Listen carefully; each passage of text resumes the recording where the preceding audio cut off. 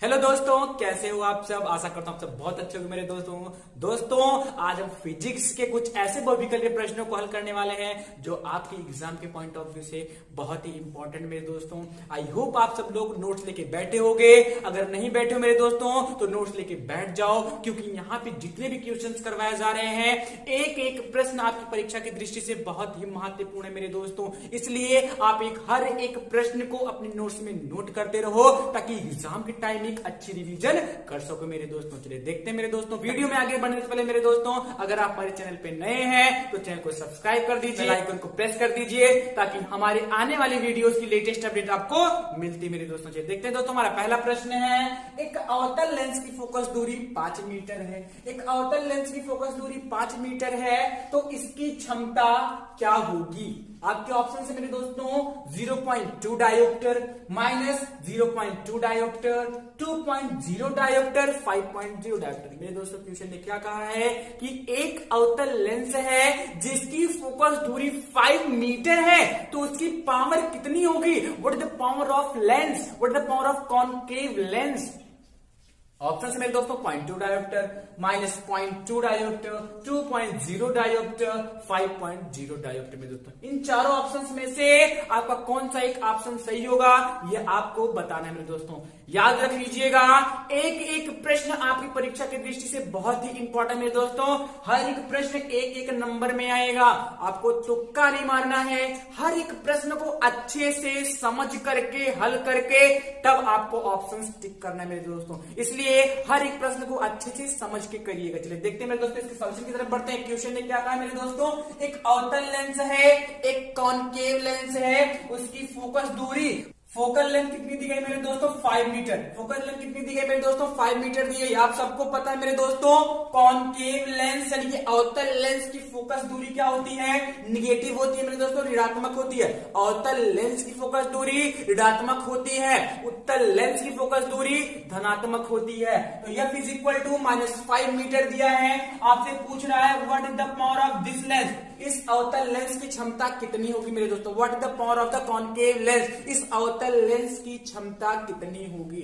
इस क्षमता शब्द को समझिए मेरे दोस्तों, किसी भी लेंस की क्षमता क्या होती है, किसी भी लेंस की क्षमता उसकी फोकस दूरी के व्युत्क्रम के बराबर होती है। यानी कि फोकस दूरी का व्युत्क्रम लेंस की क्षमता कहलाती है, जबकि फोकस दूरी आपकी किस में मेजर की गई हो मेरे दोस्तों, फोकस दूरी आपकी मीटर में मेजर की गई हो मेरे दोस्तों। फोकस दूरी किस में मेजर की गई हो, मीटर में मेजर की गई मेरे दोस्तों। The reciprocal of the focal length of any lens, the reciprocal of the focal length of any lens is known as the power of lens while focal length is measured in the meter।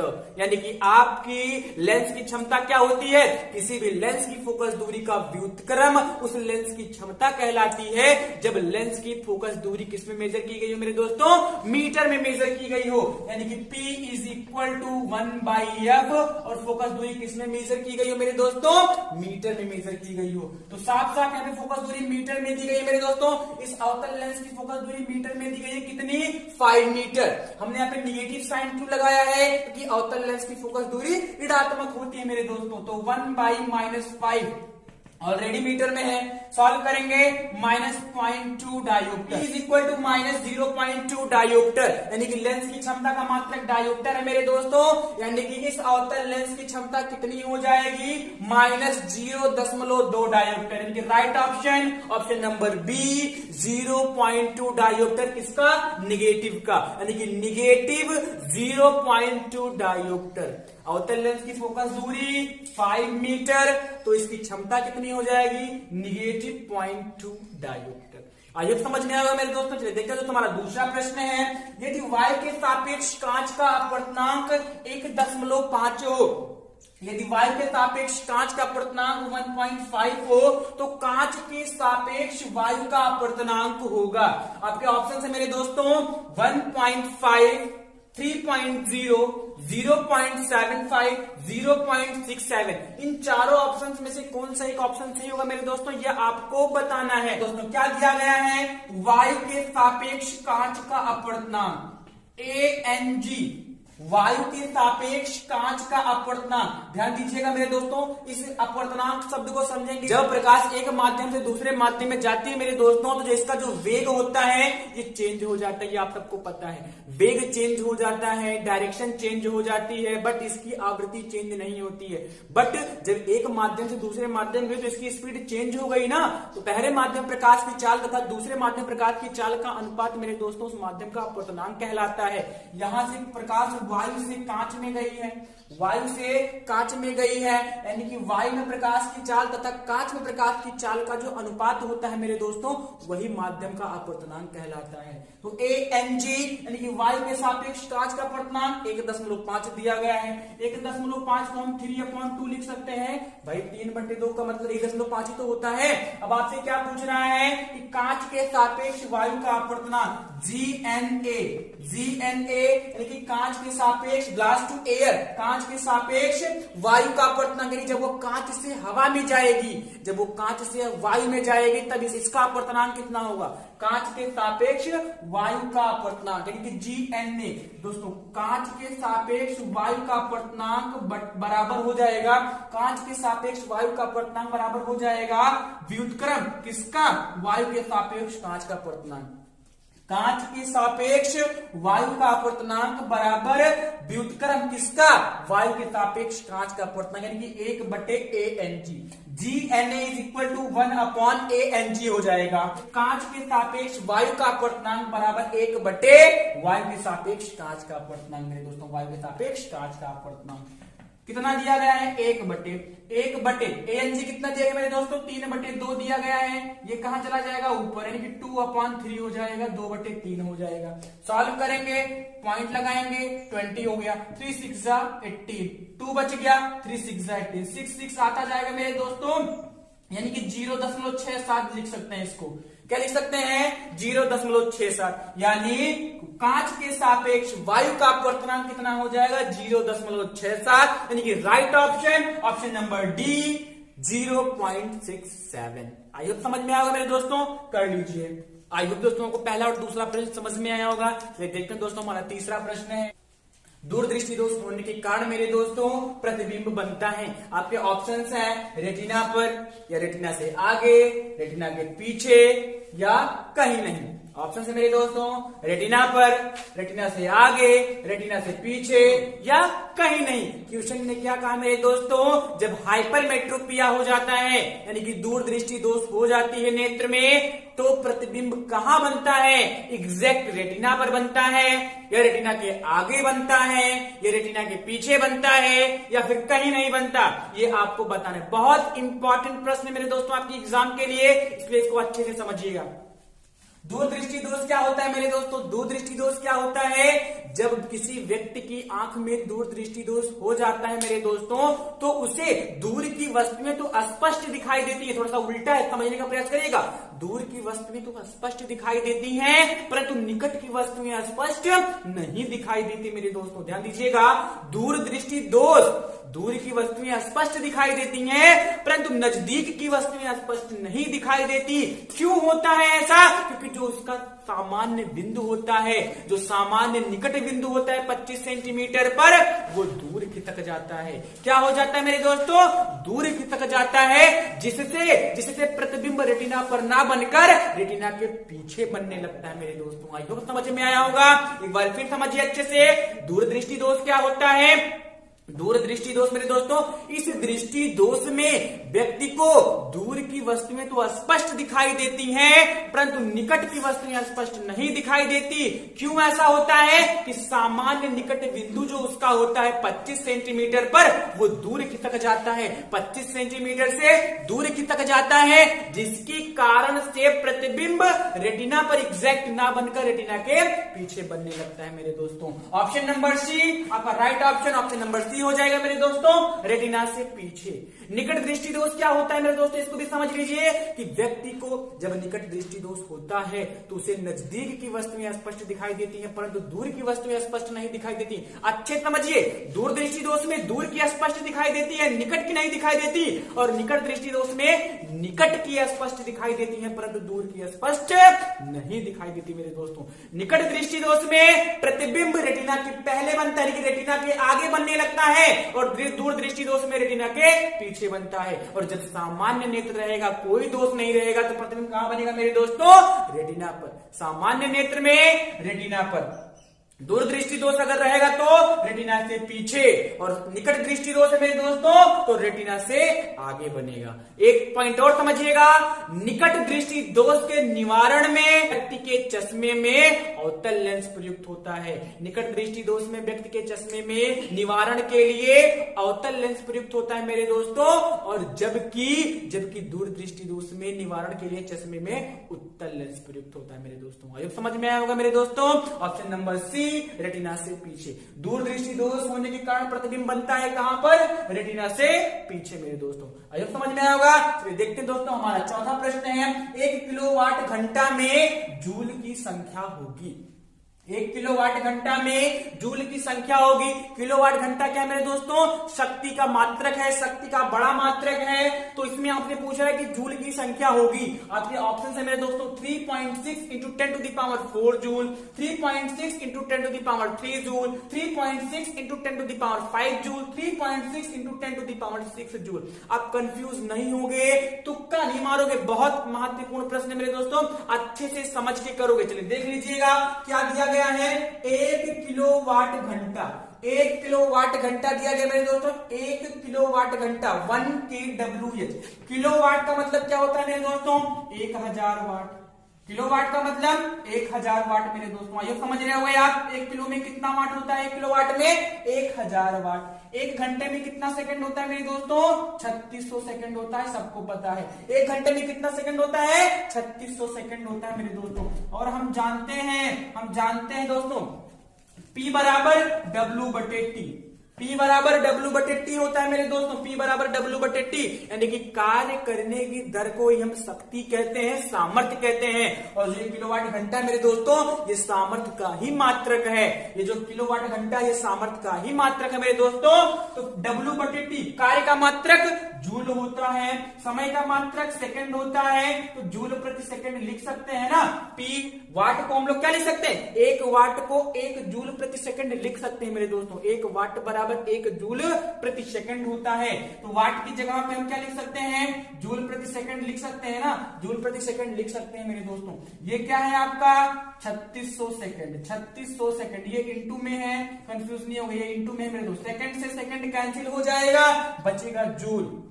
आगे बढ़ लीजिए, 3600 और ये 1000 multiply करोगे आपका कितना हो जाएगा, 36 बन जा 36 और 3 और 2 50, ये हो गया आपका 36 लाख जूल। 1 किलोवाट घंटा में 36 लाख जूल हो जाएगा मेरे दोस्तों। इसको पावर में कर सकते हैं, एक्सपोनेंट में कर लीजिए, 1 2 3 4 5 6, यानी कि 3.6 into 10 to the power 6 joule. 1 kilowatt घंटा में 3.6 गुणे 10 से घाते 6 जूल होता है। 1 किलोवाट घंटा में 3.6 गुणे 10 से घाते 6 जूल होता है मेरे दोस्तों, या फिर आप 36 लाख जूल भी बोल सकते हो इसको। आपका right option number D, 3.6 into 10 to the power 6 joule मेरे दोस्तों। कर लीजिए।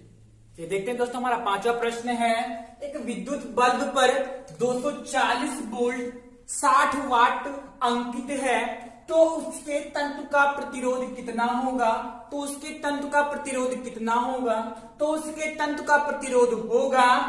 आपके ऑप्शन है मेरे दोस्तों 1440 ओम, 1920 ओम, 960 ओम और 1200 ओम। क्वेश्चन ने क्या कहा मेरे दोस्तों कि एक कोई विद्युत बल्ब है जिस पर 240 वोल्ट तथा 60 वाट लिखा गया है, अंकित है। तो जो उसमें तंतु लगा है, जो उसमें फिलामेंट लगा है मेरे दोस्तों, उसका प्रतिरोध कितना होगा। ऑप्शन है मेरे दोस्तों 1440 ओम, 1920 ओम, 960 ओम या फिर 1200 ओम, 1200 ओम। बहुत ही महत्वपूर्ण प्रश्न है मेरे दोस्तों, आप गलत नहीं करोगे, तुक्का नहीं मारोगे मेरे दोस्तों। ध्यान दीजिएगा क्या दिया गया है, V is equal to 240 volt. भाई V यानी कि विभव यानी कि विभवांतर V कितना दिया गया है, 240 वोल्ट दिया गया मेरे दोस्तों। और शक्ति कितनी दी गई, शक्ति को P से डिनोट करते हैं, वाट। भाई वाट किसका मात्रक है, पावर का, तो P बराबर कितना दिया गया है, 60 वाट दिया गया मेरे दोस्तों। आपसे पूछा रेजिस्टेंस कितना होगा, इस चालक जो आपका बल्ब है इसके तंत्र का प्रतिरोध कितना होगा मेरे दोस्तों। P बराबर क्या होता है, VI। P बराबर क्या होता है मेरे दोस्तों, VI होता है। और ओम के नियम से मेरे दोस्तों, I धारा आपको नहीं पता है, आपको धारा नहीं पता है मेरे दोस्तों। ओम के नियम से I बराबर क्या हो जाएगा, V अपॉन R। I बराबर क्या हो जाएगा, V अपॉन R। आप साफ साफ देख सकते हो मेरे दोस्तों, ओम का नियम V अपॉन I बराबर क्या होता है, R होता है। V अपॉन I बराबर क्या होता है, ओम के नियम से R होता है। I निकालोगे ये भाग में उतर जाएगा, गुणा में, ये गुणा में जाएगा भाग में, तो I बराबर V अपॉन R ही तो बनेगा। तो उसकी जगह पे हम V अपॉन R रख देंगे। P is equal to V into V, V square upon R हो गया मेरे दोस्तों, V स्क्वायर अपॉन R हो गया।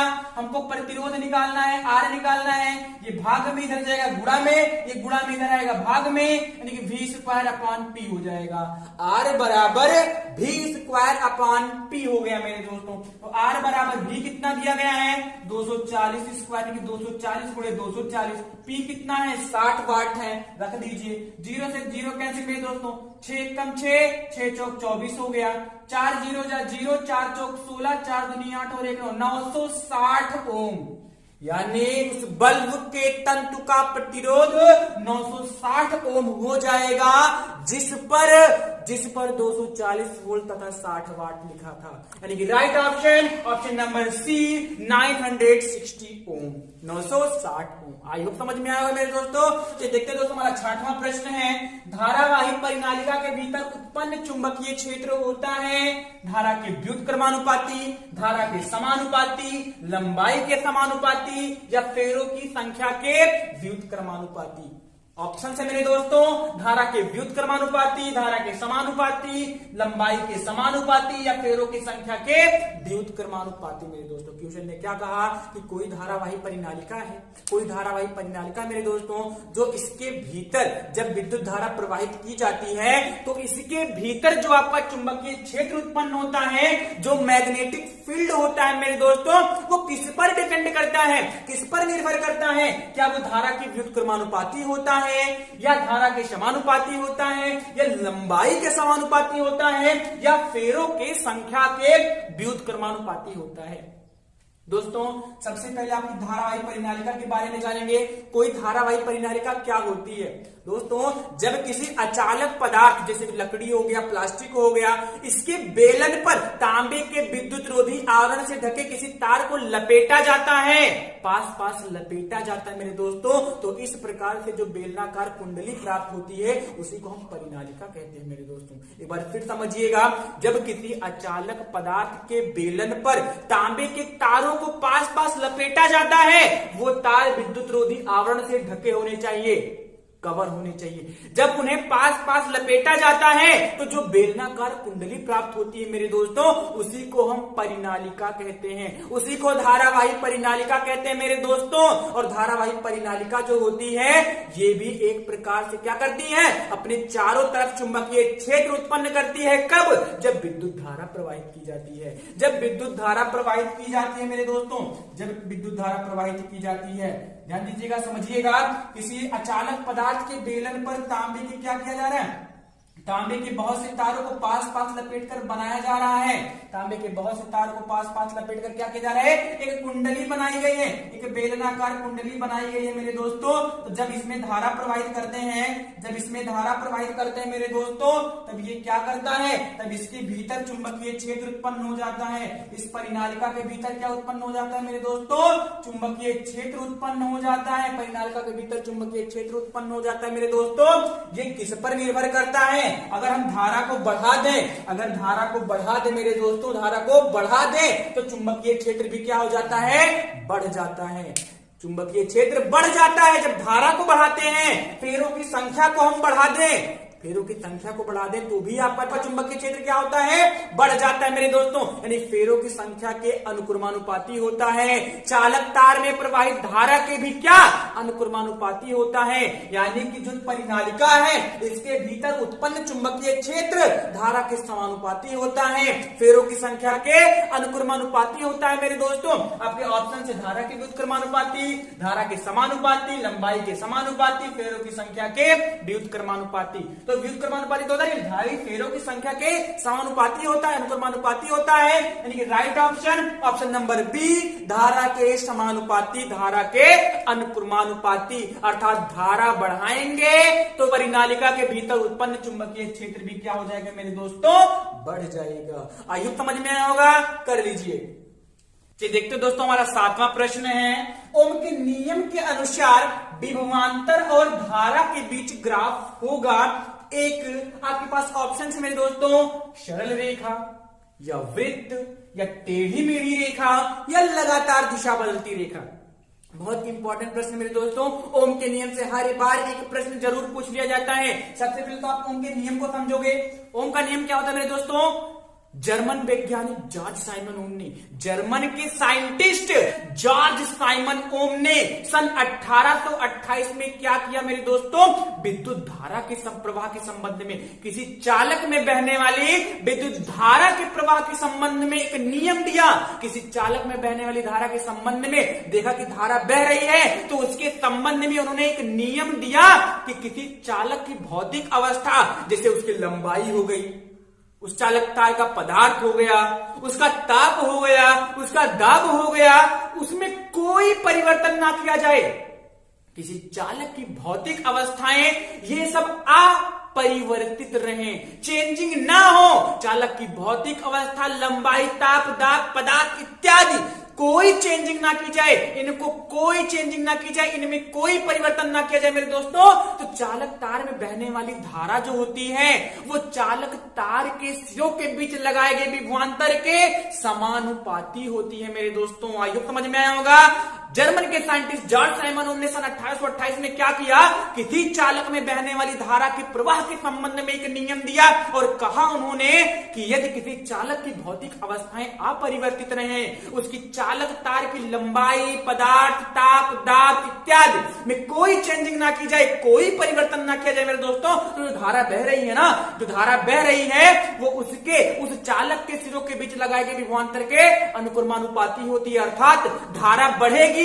धारा बढ़ेगी कब, जब विभव बढ़ाओगे, जब विभवांतर बढ़ाओगे तो ये धारा भी क्या होगी, बढ़ेगी। विभवांतर घटाने से धारा अपने आप क्या हो जाएगी, घट जाएगी। यानी ये दोनों एक दूसरे के क्या हैं, अनुक्रमानुपाती हैं, समानुपाती हैं मेरे दोस्तों। धारा और विभव, धारा और विभव, चालक की भौतिक अवस्था में अगर हम कोई चेंजिंग ना करें तो जो उसमें धारा बह रही है उस चालक के दोनों सिरों के मध्य जो विभवांतर लगाया गया है, चालक के सिरों के मध्य जो विभवांतर लगाया गया है मेरे दोस्तों, ये दोनों एक दूसरे के क्या होते हैं, समानुपाती होती है। धारा विभव के समानुपाती होती है। धारा बढ़ेगी विभव जब बढ़ेगा, धारा घटेगी वोल्टेज जब विभव जब घटेगा मेरे दोस्तों। ध्यान दीजिएगा, दोनों एक दूसरे क्या है, समानुपाती हैं। एक के बढ़ने से दूसरा बढ़ रहा है तो जरा सोचो, जब ग्राफ खींचा जाएगा, जब ग्राफ खींचा जाएगा मेरे दोस्तों तो क्या मिलेगा, विभव बढ़ा रहे हैं धारा बढ़ेगी, विभव बढ़ा रहे हैं धारा बढ़ेगी, विभव बढ़ा रहे हैं धारा बढ़ेगी। यानी आपको एक सरल रेखा मिलेगी, ना वृत्त होगा, ना टेढ़ी मेढ़ी रेखा होगी, ना लगातार दिशा बदलती हुई रेखा होगी। ये रेखा कैसी होगी, एक सरल रेखा होगी मेरे दोस्तों, एक सरल रेखा होगी। आइए समझ में आएगा मेरे दोस्तों, क्योंकि धारा और विभव एक दूसरे के अनुक्रमानुपाती हैं, समानुपाती हैं, एक ही अनुपात में बढ़ रहे हैं। इसलिए जब आप ग्राफ खींचोगे धारा और विभवांतर के मध्य तो दोस्तों आपको एक सरल रेखा मिलेगा। यानी कि राइट ऑप्शन, ऑप्शन नंबर 1, एक सरल रेखा। जब ओम के नियम के अनुसार जब विभवांतर और धारा के मध्य हम एक ग्राफ खींचते हैं तो हमें एक सरल रेखा प्राप्त होती है मेरे दोस्तों। आइए समझ में आया होगा, आइए समझ में आया दोस्तों, कर लीजिए। चलिए देखते हैं दोस्तों, हमारा 8वां प्रश्न है, 4 ओम प्रतिरोध वाले 3 चालकों को परस्पर समांतर क्रम में जोड़ा जाता है, इसका तुल्य प्रतिरोध क्या होगा। क्वेश्चन ने क्या कहा मेरे दोस्तों कि 4 ओम वाले 3 प्रतिरोधों को परस्पर समांतर क्रम में जोड़ दिया जाता है, तो इसका तुल्य प्रतिरोध कितना होगा? ऑप्शन से मेरे दोस्तों 4/3 ओम, 3/4 ओम, 12 ओम या 4 ओम। इन चारों ऑप्शंस में से कौन सा एक ऑप्शन सही होगा यह आपको बताना है मेरे दोस्तों। तो चलिए देखते हैं मेरे दोस्तों कितना ओम दिया गया है? 4 ओम। 4 ओम। हर एक चालक का कितना प्रतिरोध है? 4 ओम प्रतिरोध है। और कितने हैं? 3 चालक है मेरे दोस्तों। लिख लेंगे माना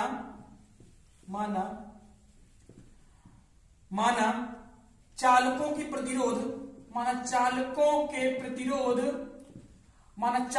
के प्रतिरोध, R1, R2 व R3 है।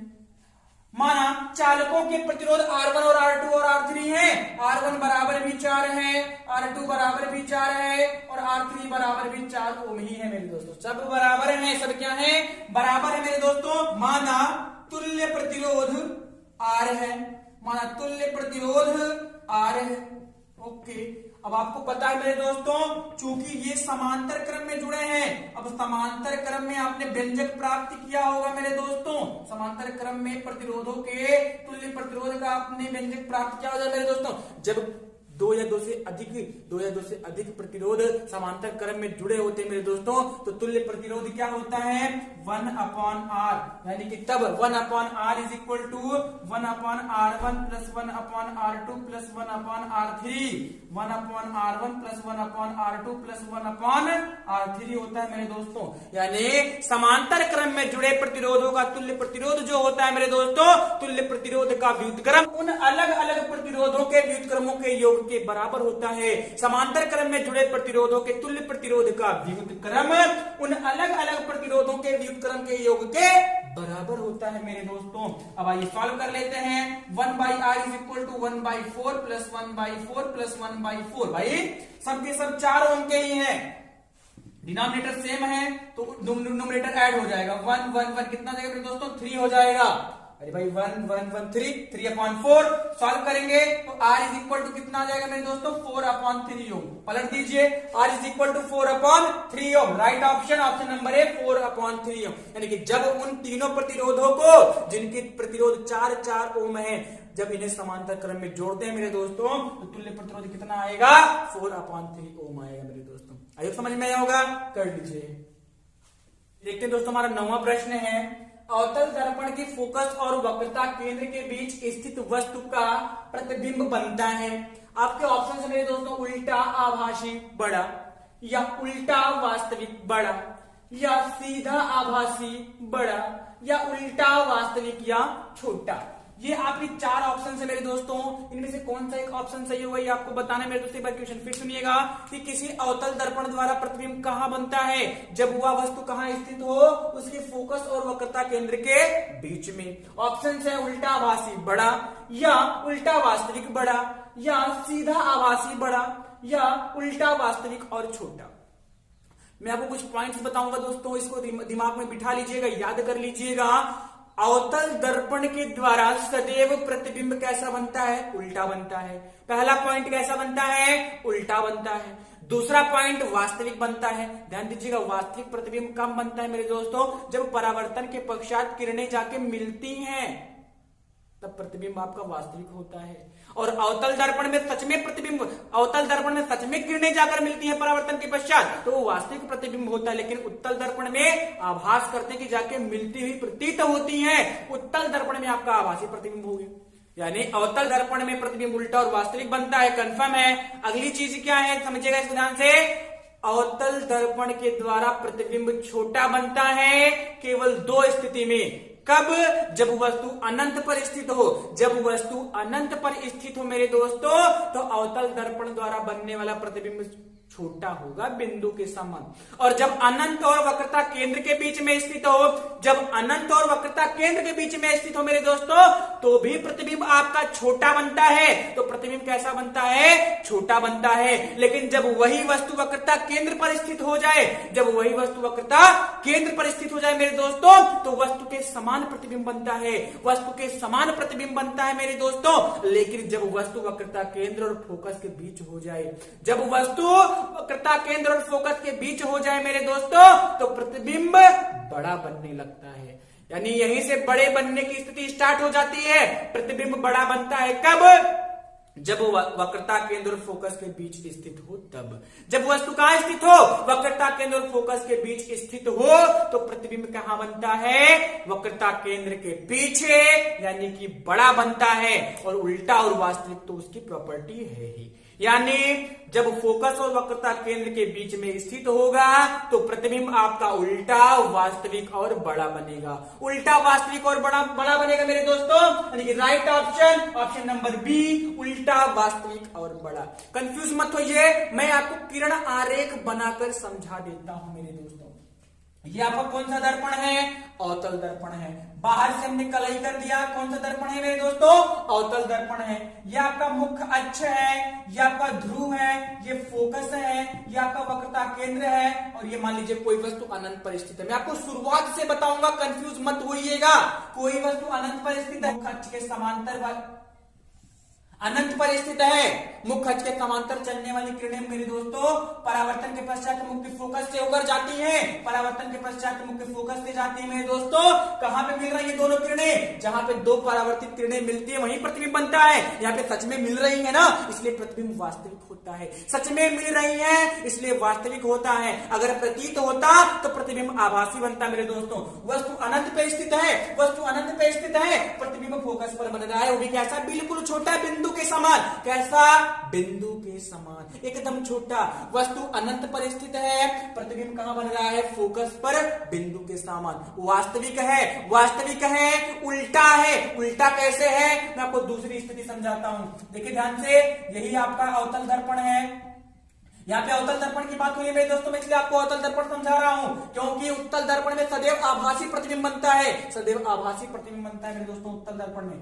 अब अगली स्थिति मान लीजिए, ये आपका ध्रुव है, ये फोकस है, ये वक्रता केंद्र है, वस्तु यहां स्थित है। अनंत और वक्रता केंद्र के बीच में स्थित है मेरे दोस्तों चलने वाली, वस्तु से चलने वाली किरणें जो मुख्य अक्ष के समांतर आ रही हैं, परावर्तन के पश्चात कहां से होकर जाएंगी? फोकस से। परावर्तन के पश्चात कहां से होकर जाएंगी मेरे दोस्तों? फोकस से। मैं आपको 4 नियम बता देता हूं, उसको याद कर लीजिए, समझ लीजिए। मुख्य अक्ष के समांतर, पहला नियम, मुख्य अक्ष के समांतर आने वाली कोई भी प्रकाश किरण सदैव फोकस से होकर जाती है। कहां से होकर जाती है?